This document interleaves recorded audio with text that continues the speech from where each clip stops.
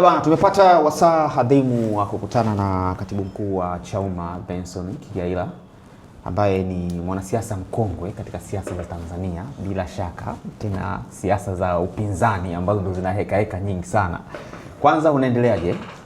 Niko salama kabisa. Tunaendelea vizuri. Huku Chauma kidogo umepumzika kuliko kule ulipokuwa hawa. Nataka kuzungumzia sana. Hakuna mapumziko kwenye siasa. Ni mwendo mdundo kabisa. Yeah. Hali ya kisiasa kwa sasa unaipimaje? Ikoje yani kwako ukiwa kama katibu mkuu? Hali ya kisiasa inahitaji mapambano tu ya kuendelea kwenda mbele. Kuna mambo mengi ya kusukuma ambayo hayako sawa, inabidi tuyasukume yasonge mbele. Lakini mambo yanaenda. Umekuwa kwenye siasa kwa muda mrefu, katika nyakati nyingi za kisiasa ambazo tumekuwa nazo nchini Tanzania.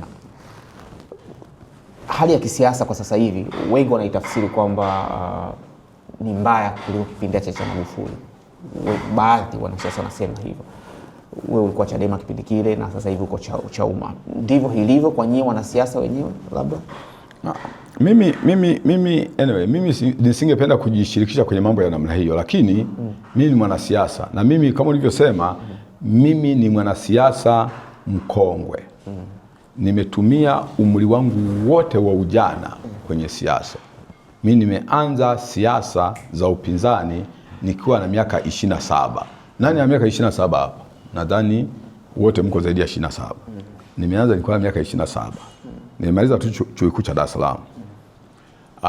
Nimefanya siasa kwa miaka 30 mpaka leo na miaka 57 nafanya siasa.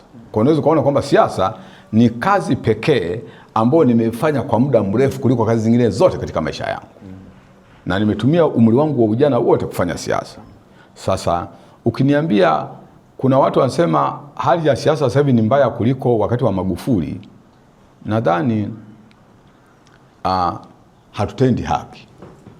Ni hivi, hali ya siasa sasa hivi ina matatizo mengi ya kutaka kurekebishwa, lakini sio mbaya kuliko wakati wa Magufuli. Si kweli? Hivi mtu anasema hali ni mbaya kuliko wakati wa Magufuli. Hivi wakati wa Magufuli ndio kwa okota viloba vya watu wamekufa pale bahari. Si ndio ilikuwa wakati wa Magufuli? Sasa hasa hivi umeokota viloba. Sasa si Magufuli ndio aliyepiga marufuku mikutano ya hadhara. Na tukakaa miaka yote.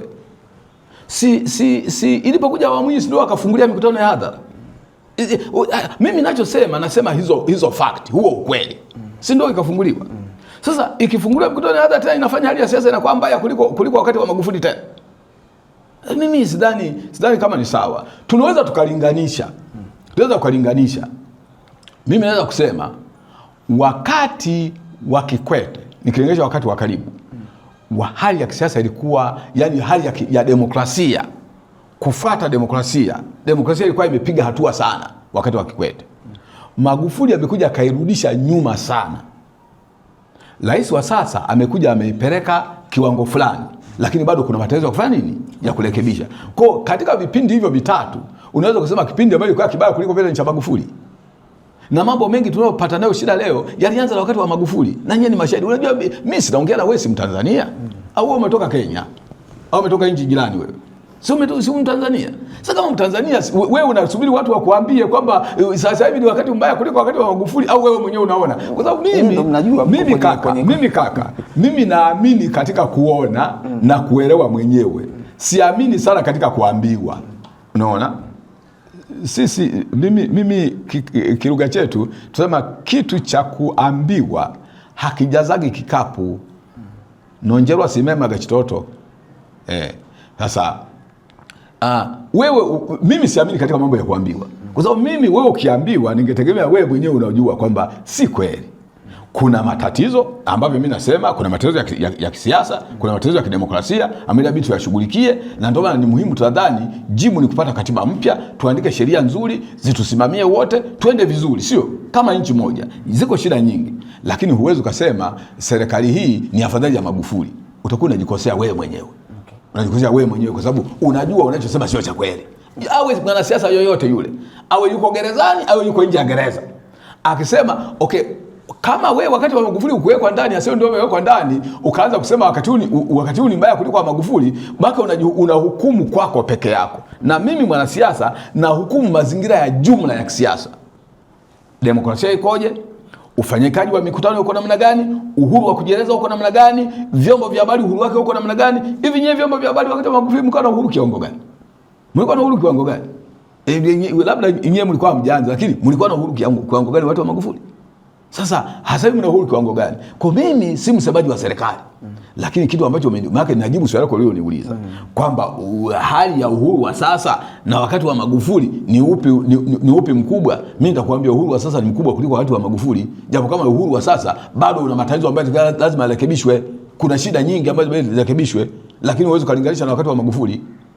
Lakini bado kuna shida nyingi zirekebishwe. Ukitaka nilinganishe, kwa sababu ukilinganisha huwezi kusema vitu, huwezi kama mkono na mguu ni sawa. Vyote ni muhimu. Kwa utaamua mwenyewe. Na ndio maana nasema katika vipindi hivi viwili vinatofautiana. Okay. Na tofauti yao ni hiyo nimeshaeleza. Na kwa upande wako tu ukiangalia kuna vitu vingi ambavyo vimezungumzwa kwa upande wa serikali hii. Sasa hiyo nimezungumzia issue ya hali ya waandishi wa habari, mikutano, kuna vitu vingi vimeachia according to ulichokisema, tofauti na kipindi. Sio according to me, according to reality. Si ndio maana yake? Ukisema according to me, maana wewe huoni.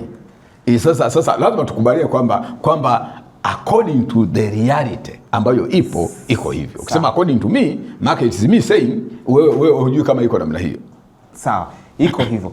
Unadhani sehemu gani ambazo zimebadilika zaidi? Ambao ni details, yani moja kwa moja. No, siwezi kusema sehemu gani ambazo. Kwanza uhuru wako kujieleza kama nilivyosema. Huko kwa angalau umebadilika. Kutoka kule ulikokuwa umesogea mbele. Vyombo vya habari vina uhuru angalau mkubwa kuliko wakati ule. Sio? Kuliko wakati ule. Mikutano ya hadhara tumekuwa tukifanya. Tufanya maandamano, tufanya mikutano ya hadhara, tufanya nini kuliko wakati ule. Sio? Kuliko wakati ule. Ukiachia hili ambalo linatia doa la Katambi, na la Katambi mimi nimesema kwamba ni tatizo. Unaona? Sasa likiwepo tatizo la Katambi, you don't collapse the whole system kwamba sasa imekuwa namna hii. You don't collapse the whole system. Ukiniuliza kwamba ni compare, nitakompare na contrast kama ambavyo nasema. Lakini nitakwambia la Katambi ni tatizo. Okay. La Katambi ni tatizo.